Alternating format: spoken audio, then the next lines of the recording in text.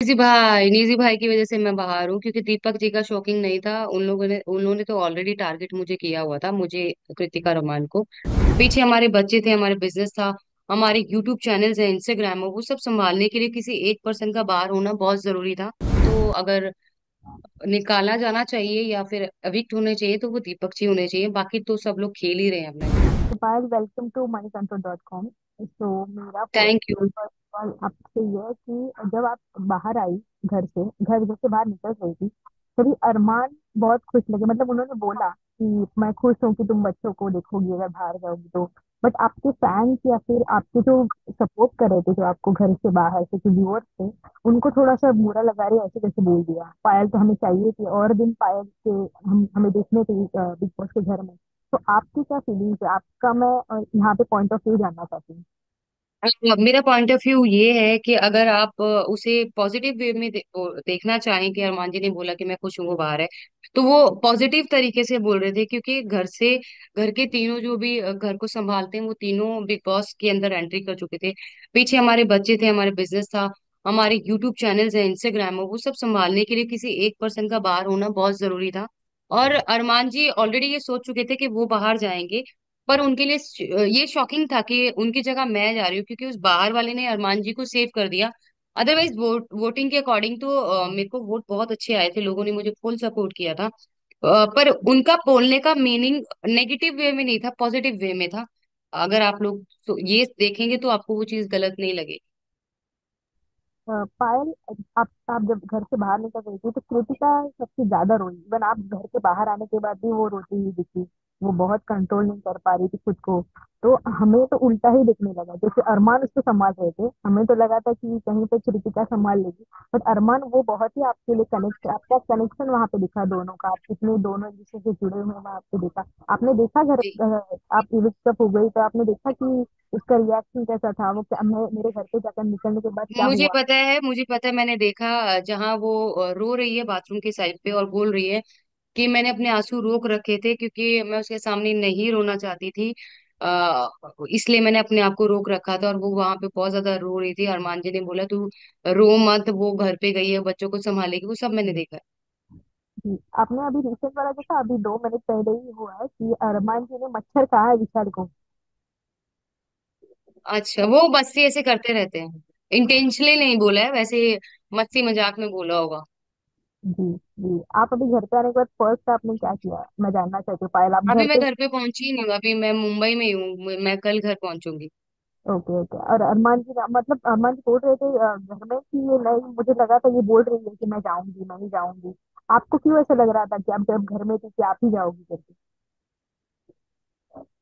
नहीं, मुझे नहीं लग रहा था, मैंने कहीं भी ऐसा नहीं बोला मैं जाऊंगी। अरमान जी को ऐसा फील हो रहा था कि मैं जाऊंगी क्योंकि लोग जो अंदर के हमारे घर वाले थे वो लोग सब उनसे पता नहीं क्यों उनका एक जलन फैक्टर स्टार्ट हो गया था। वो कुछ भी अगर राइट भी बोल रहे तो उनको गलत लगता था, उनको ऐसा लगता था ये सरपंच बन रहे हैं या फिर बीच में बोल रहे हैं। पर वो जब भी अगर आप खुद भी देखेंगे तो वो सही बात के लिए ही आर्ग्यू करते थे, जहां उनको लगता नहीं है कि वो सही नहीं है तो वहां वो बोलते ही नहीं थे। जी। मेरा एक सवाल इम्पोर्टेंट सा है पायल आपसे, कि आप सुबह से इतने इंटरव्यू दे रही हैं, सबको जवाब दे रही हैं, सब उल्टे सीधे सवाल आपसे पूछ रहे हैं। आपका माइंड सेट अभी क्या है कि क्या मतलब क्या सोच रहे हैं आप घर पे जाते टाइम या फिर रात को सोते टाइम, आपके दिमाग में वो ख्याल क्या आ जाता है कि मतलब मेरा जाना सही था नहीं था, आप तीनों का जाना सही था, क्या आप सोच रही हैं, आपका माइंड सेट क्या है फिलहाल। नहीं नहीं, ऐसा मेरा ऐसा कोई माइंडसेट नहीं है। देखो, जहाँ इतने बड़े प्लेटफॉर्म को कोई भी जो है मना नहीं करेगा, हमें बहुत बड़ी अपॉर्चुनिटी मिली थी और हम्म। एक साथ तीनों को मिली थी। पहली बार ऐसा बिग बॉस हाउस में हुआ है कि एक घर से तीन लोग आए थे। तो मेरे लिए इसके बारे में कुछ भी सोचने का वो नहीं है, मतलब नहीं है, मेरे लिए तो परफेक्ट था। जी, जितने दिन आप घर पे रही, आपको क्या लगा सबसे मेमोरेबल मोमेंट आपका कौन सा है। सबसे मेमोरेबल जब हम लोग सब साथ में बैठ के एक साथ खाना बांट बांट के खाते थे वो। अच्छा। जब आप घर में आ रही थी तीनों, तब तब भी बहुत सारी कंट्रोवर्सीज हो रही थी, जैसे तीनों जा रहे हैं एक साथ और आप रोई स्टेज पर। तो वो ये सारी चीजें आप घर पे जाते टाइम सोच, आप सबने सोचा था कि मैं घर घर पे जाऊंगी तभी मेरी ये कहानी मैं बताऊंगी सबको, या फिर आप कंट्रोल नहीं कर पा रही थी खुद को जब आप ब्रेक डाउन हो गई वो पुरानी कहानी बता रही? ये आपने सोचा था कि नहीं मैं ये शेयर करूंगी लोगों के साथ कि मेरे साथ? नहीं नहीं, ऐसा कुछ नहीं सोचा था। वो ऐसे ऐसी कुछ बातें हुई, दीपक जी ने बोला हम सब एक सारे बैठते हैं, एक दूसरे को जानते हैं, तब वो चीज हुई थी। अदरवाइज हमने नहीं सोचा था कि हम लोग वहां जाके ये सब शेयर करेंगे। तो ये नहीं सोचा था, ये प्लान नहीं था। ना जी। हम लोग कुछ प्लान करके गए थे, हम तो रैंडम। हमें 2 घंटे पहले बताया गया कि आप लोग सिलेक्टेड हैं, और अगले दिन 9 बजे बोला कि आप मुंबई आ जाइए। तो हमारे लिए बहुत शॉर्ट नोटिस पे हम लोग आए हैं बिग बॉस में। बट वो काफी शॉकिंग लगे थे, 2 घंटे में आपने कैसे फिर मैनेज किया तीनों का सब कुछ, अ, अंदर जाना दो वगैरह? घंटे के अंदर जैसे हमें शाम के 6 बजे कॉल आया कि आप लोग सिलेक्ट हो, और उन्होंने बोला कि सुबह 9 बजे 9 बजे आपको यहाँ पहुंचना है। हम्म। तो उसी दौरान वही 2 घंटे में हमने सारी पैकिंग करके अपनी नींद पूरी करी। फिर हम लोग सुबह जल्दी 6 बजे निकले एयरपोर्ट के लिए, फिर यहाँ पहुंचे, फिर यहाँ से मेडिकल ये वो सब कुछ हुआ। जी। अरमान और कृतिका में से आपको क्या लगता है कौन जीते दोनों में? मैं तो चाहती हूँ दोनों जीते, पर जैसे कि कृतिका जो है वो भोली है, लोगों की बातों में बहुत जल्दी आ जाती है, और वो दिल से खेल रही है। तो मुझे ऐसा लग रहा है अरमान जी ज्यादा स्ट्रांग खेलेंगे। हम्म।